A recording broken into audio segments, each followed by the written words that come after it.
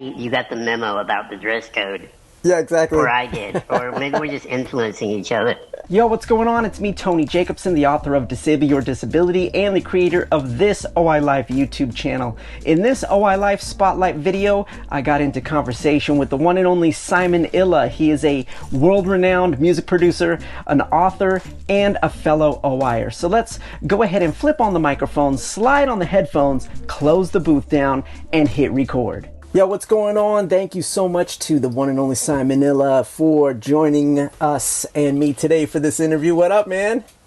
What's going on, man? First time we realized, first time we've actually talked. Yeah, exactly. Like in real life. And we've known each other for probably 6, 7 years at least, right? Yeah, at least that. At least through social media, yeah. Yeah, so crazy. Thank you so much for giving your time and energy. Thanks for asking me. Yeah, absolutely. Come on here for the OILife interview.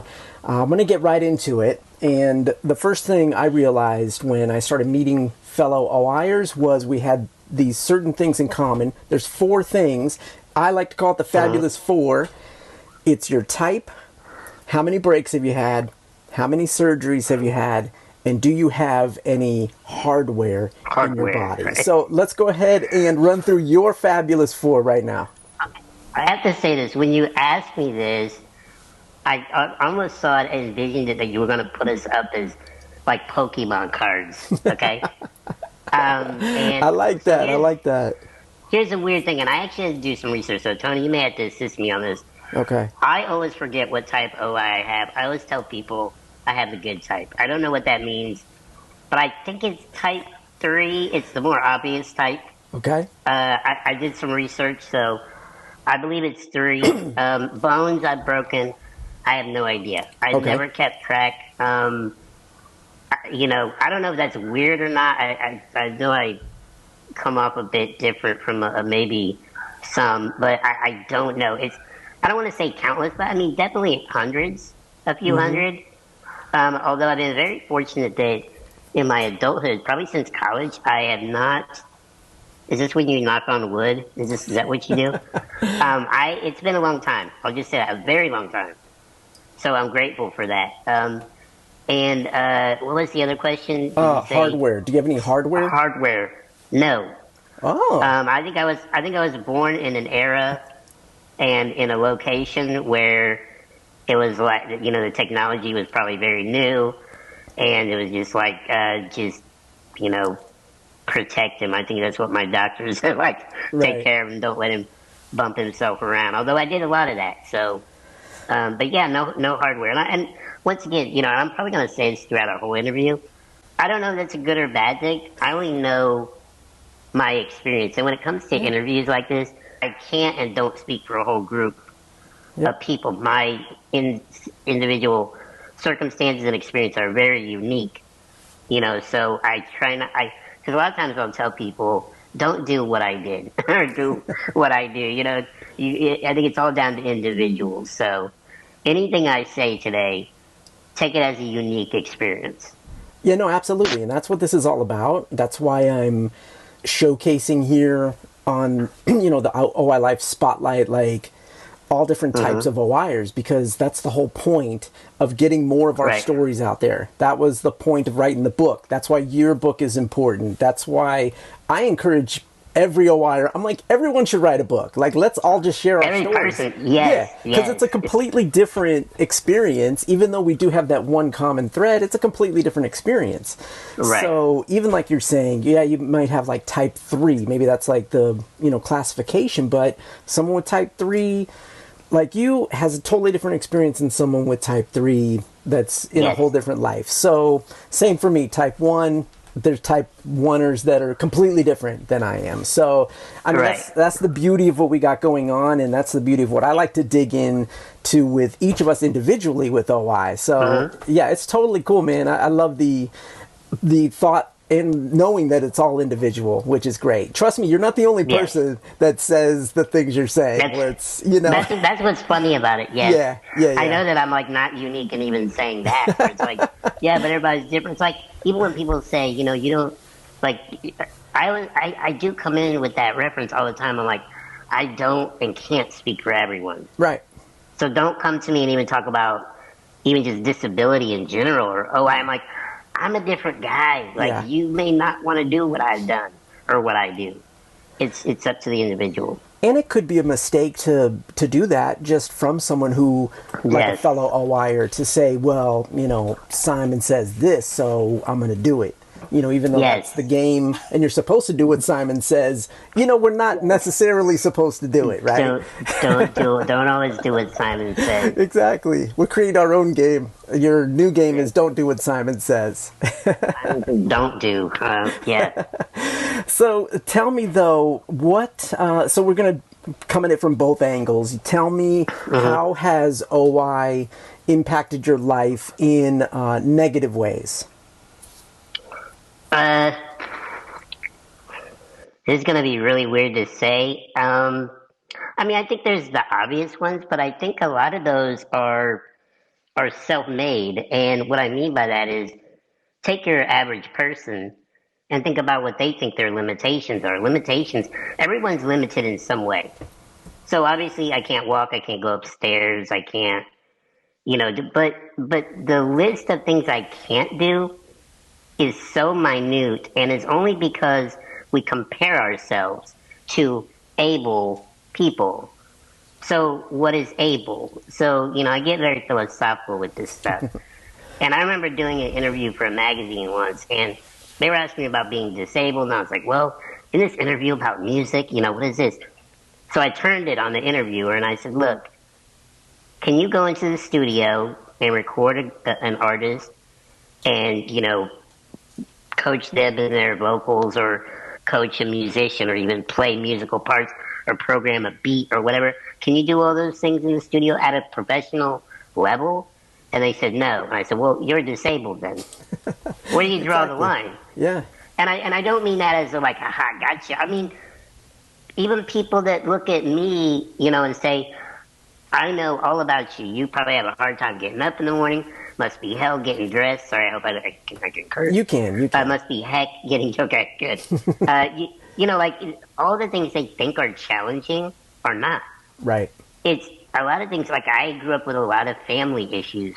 I have a lot of, depression and anxiety and things that really, some obviously may stem from having a wife, but a lot of it is more personal. You know what I mean? Even like, I just learned young, it's about adaptation. Even with everything in your life, it's adaptation. It's finding out what you can do with what you have and then doing that. Right. Because even when I was a kid, we were talking about everybody having different experience. Dude, I used to ride a big wheel bike. I used to ride a skateboard. And I don't mean like tooling around at 1 mile. I mean 10 miles an hour flying through a parking lot. Like wild man stuff. Like, I scared the hell out of my grandparents, But luckily they were just detached enough to go, well, let him figure it out, and he'll figure out his limits. And because of that, I didn't really find a whole lot of limitations. I think there are the ones that are obvious. I think in personal relationships, that always comes up, where people say, well, I'll never get in a relationship. I'm this, I'm that. But a lot of it has to do with how you see yourself. People see you as you see yourself. So if you block out what society has termed or has kind of relegated you to, like, you are disabled, therefore these rules apply to you, or you know what I mean? Yeah. If you just throw that out the window, and go, let me find out. Because even, I found out, by the way, anybody can get in bad relationships, disabled or not. But the thing too is, and it took me a long time to realize this, when you have a obvious physical difference, a lot of that has to do with how you see yourself, but also understand that if someone doesn't want to be with you because of that, why would you want to be with them? Right. It makes no sense. Yeah. And then, of course, I always have to be careful because people think I'm rich because I'm in music. Wait a minute. The internet says I'm worth $20 million. Oh, nice. The internet says I'm worth $20 million. I would like to know where that $20 million is. so I can, I'm in a nice neighborhood, but I could be in a nicer neighborhood. I just decide not to see limitations, but my limitations are more psychological. It's like why am I beating myself up? Why am I, and it's typically not a disability related issue. It's usually just a why, did I work hard enough? Did I handle this meeting well enough? Does this person still like me after this, this studio session or whatever? Those are the things that go through my mind. Yeah, absolutely. It's pretty crazy when you just let the outside world kind of dictate. You got to make sure you do define yourself and say, no, I'm just who I am. Especially And like, yeah, go ahead. and people do see you as you see yourself. And what I mean by that, if you don't mind, real quick story is this happens quite a bit in my life, which I love. One of my good friends came over the other day, and he said he doesn't. I don't want to say like it's a quota.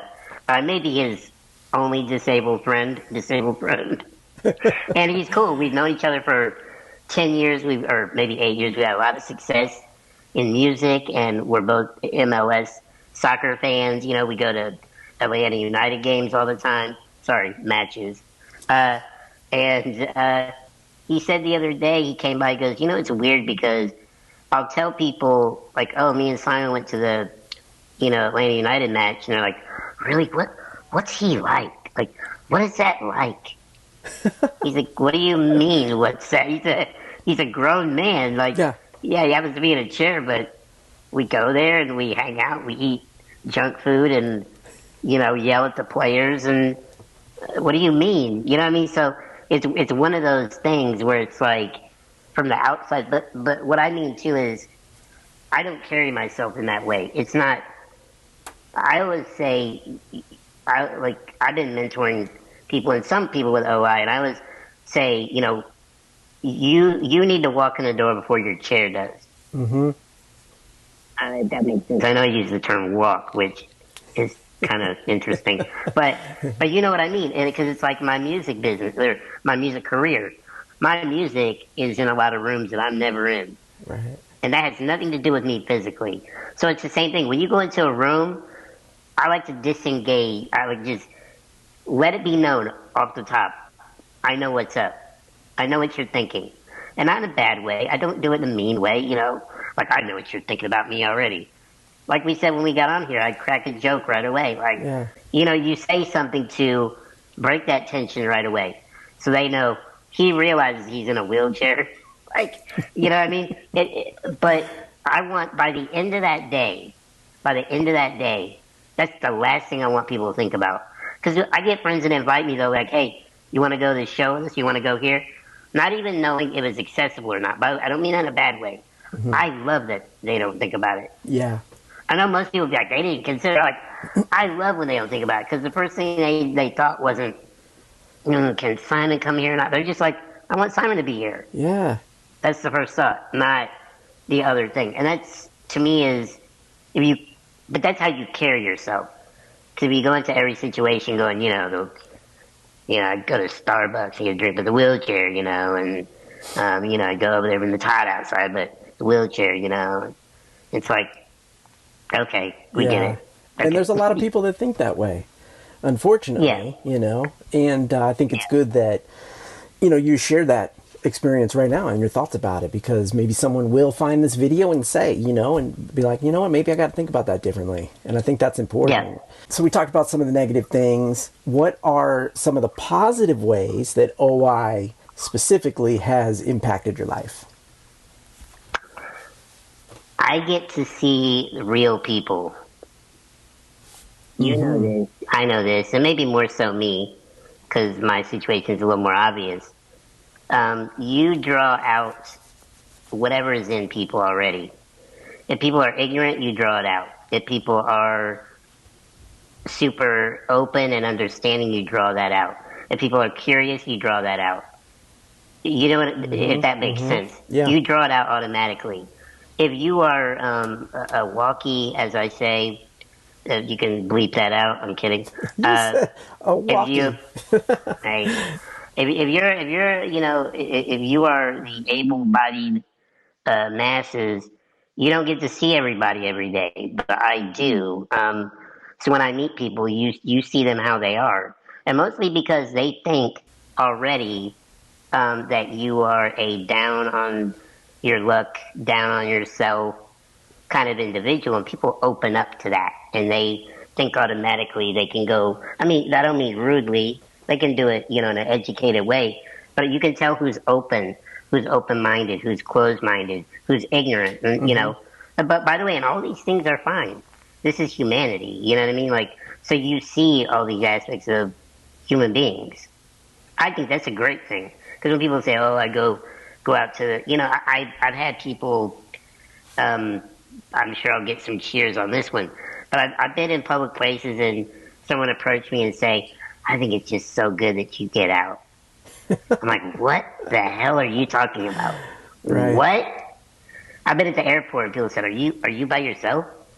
I'm like, I hope so. Shit, like, is someone following me? Yeah. You know what I mean? Like, so, but like I said, to me, that's a gift. And also, it's a built-in gimmick in a weird way. Now, this is a tough one. In the social media age, I may draw some enemies on this one.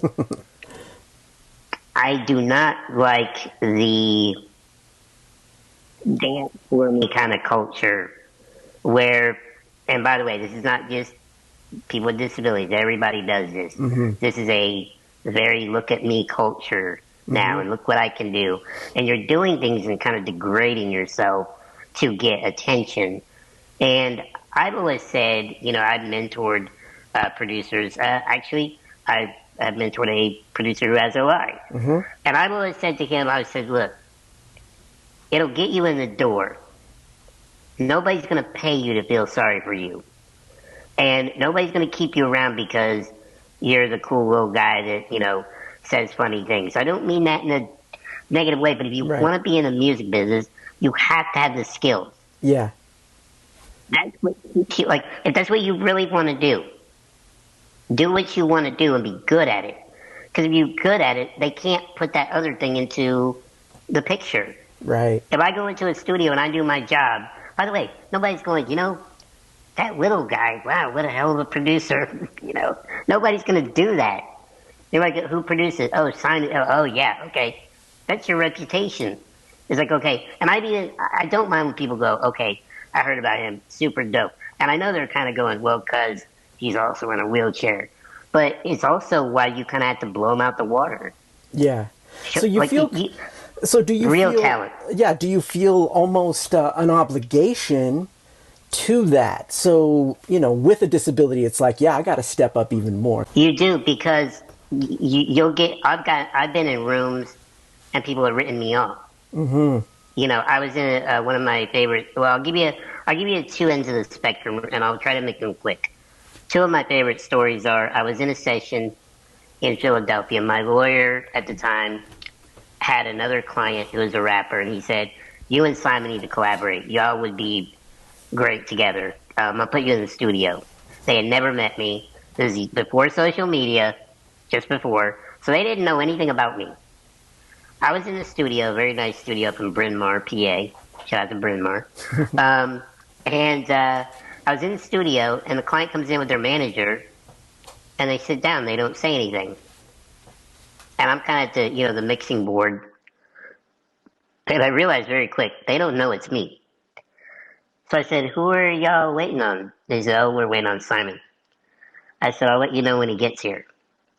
And I waited a good 2 minutes. Yeah. Awkward silence. And I just started laughing. I said, I can't mess with y'all anymore. I'm Simon. And they're like, oh, okay. By the way, that broke the ice. We really made some great music, around those times. So, that was fun to me. But the other one was, I was in Miami. There was a producer conference and a lot of young producers. And I was down there because I was signing with Timbaland. This is 2007, maybe. I feel so old now. Anyway, so I was in Miami, and my friend who ran his organization, she said, you got to play some of your music at this conference. I said, I can't. Like, I'm a pro, and I'm signing with major people. And these are young kids coming up. And she goes, blow them out the water. It's like, I can't. There is that element, by the way, there is that narcissism in me. It's part of being a producer. There's always a little bit of that. Well, So I yeah. said, sure, let's do it. So anyway, she, played music from other people, and she said, I want to play some stuff from Siimon. And these were finished songs, because I had all these, songs that I had been producing for artists. And she just started playing it, and people were like, who did this? Who the hell did this? Wait, what? What is going on? And she's like, Siimon, right there. And I was like, kind of timid, like, eh. And they're like, and they're going crazy, right? This room full of young producers. And like a rock star, I left after that. I was like, I'm out of here, But it was, that is, a bit of an arrogant thing, but it is that thing where you have to come with it. And I say that to anyone, not even people with disabilities. Just if you want to be an artist, and you know this, with anything, if you want to write a book, if you want to do a podcast, you got to come with something. Yeah. Because the pity factor only lasts so long. Exactly. And you cannot make a career out of it. Yeah. And by the way, other people sniff it out. And I know a lot of people, and I know people say, well, but be real with people. Somebody may be disabled, but it is what it is. You know what I mean? So that's the way it is with me and my career. Like, I always tell people, I say, don't lie to me. Do not lie to me. If this song is not good, if this is not what you want, if this mix is bad, if my songwriting is bad, just like anyone else, just shut everything else out the door. Like, just shut it out. And I don't mean don't just spare my feelings, but the music business is hard, and any kind of creative. I'm really gonna sound like an old man when I say this. Like, criticism has to happen. It's going to happen because it makes you better. I want to make a record, and it has nothing to do with how I look. That's always my goal. Why does it have anything to do with what comes out in speakers? It has nothing to do with it, and that's why I love it so much. Yeah. Who cares? When you hear the record and you see me, if that's like a weird rub in your brain, that's not my fault. Exactly. Is there one thing that you can attribute to the success that you've had in the music industry? Is there some sort of connection or attribution you can give to the fact that you have OI? Like, what, if any? Yeah. It is interesting. There is. I think when I was young, well, some of it's OI, some of it's my upbringing, my home life, and just experiences that I had been through. Is I have a persistence that is unmatched. Sometimes I question it and I doubt myself and do it, but persistence, all-time high. Like, nobody can out-persist me. Yeah. Now, I do have some problems with procrastination. But once I get started, that's an artist thing. But once I get started, it's momentum. So, when I was a kid, breaking a bone, you're kind of bedridden for, maybe even a month, But you learn patience. You know what I mean? And you learn adaptation. So adaptation and patience are one of the biggest things that help you stay in the music business.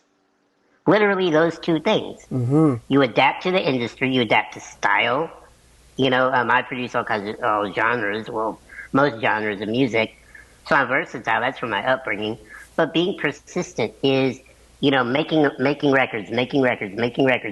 Okay, maybe this record didn't do very good, or this record flopped, or nobody even heard this record. Mm-hmm. But then you have a glimpse of, here we go, something happened. Okay, I went from, producing really bad music in my bedroom as a teenager to, I've had, artists perform on David Letterman, on, Warped Tour, maybe Coachella. So, artists on TV. I've had my music in Keeping Up with the Kardashians and other TV shows and movie soundtracks, and you know what I mean? So, but that's all coming from, that's persistence. Now, there's skill in that, of course. Right. But I always pare it down to and this can be in anybody, is those core principles. Core principles is it's like absurd belief in a weird way. Where do you know what I'm saying? Yeah, Where people, yeah. but I think one of the quotes I may have said in an older documentary was when I moved to Philadelphia when I was 23, I think, and I had a one-way ticket, no place to live. This is not a BS story. This is once again, don't do this, kids. I did it. Was it scary? Yes. Was it exciting? Yes. I am a different breed, so don't do this. But when I left and didn't tell my family I wasn't coming back, my grandmother sat with me and I said, I want to move to the city. And she said, be realistic. Oof. And man, that pissed me off. Right. And that, she doesn't know it. Well, she learned it later. But that's really what sparked it. That was the final straw where I was like, now you've done it. Right. I mean that in a sweet way. Like, I think she knew that.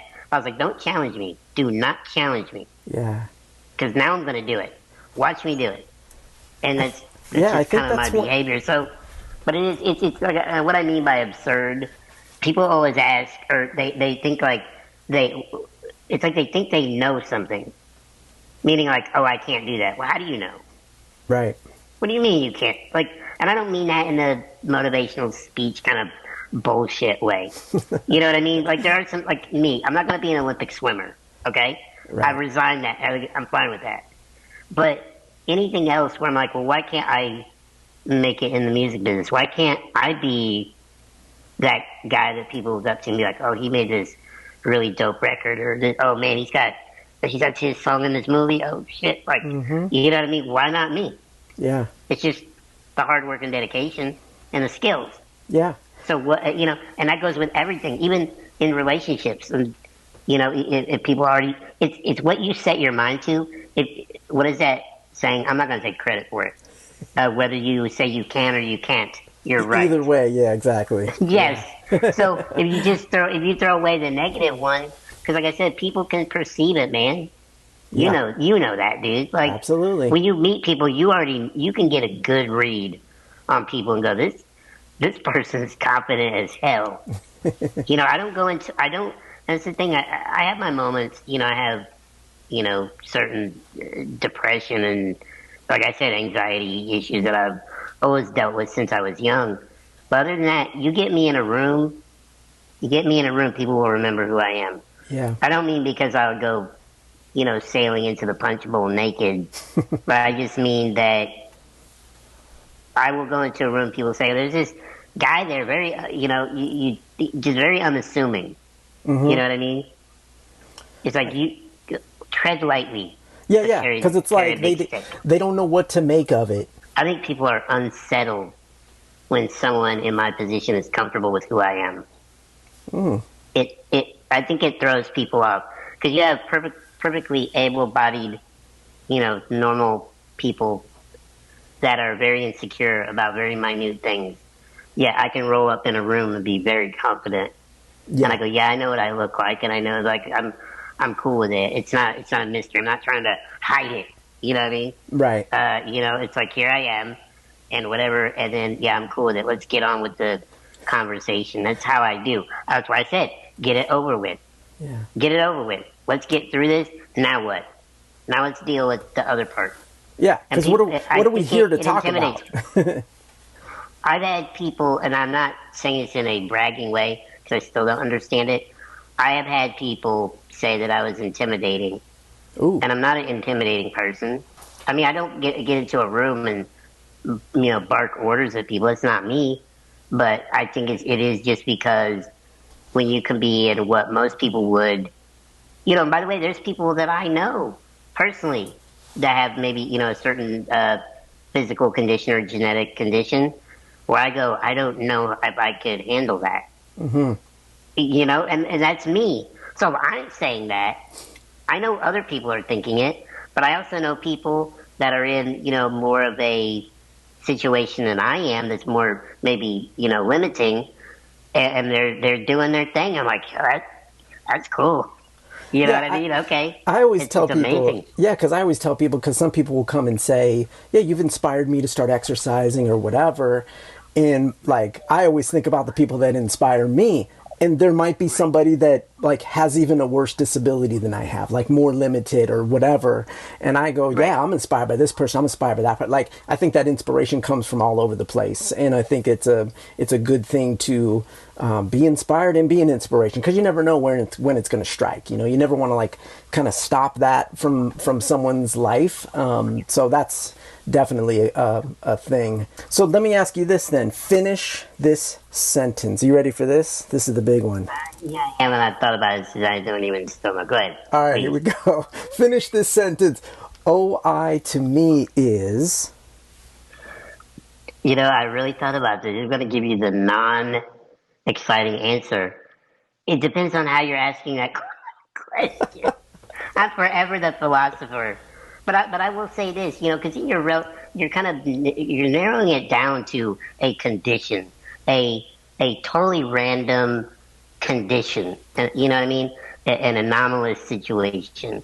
It is what it is. Everybody's different. So, but to me, I guess if I wanted to put it in and just put it in that term, it's really about adaptation into, you know, when people say the world wasn't built for me or whatever, like, okay, well then learn to live within it, live within the world you have.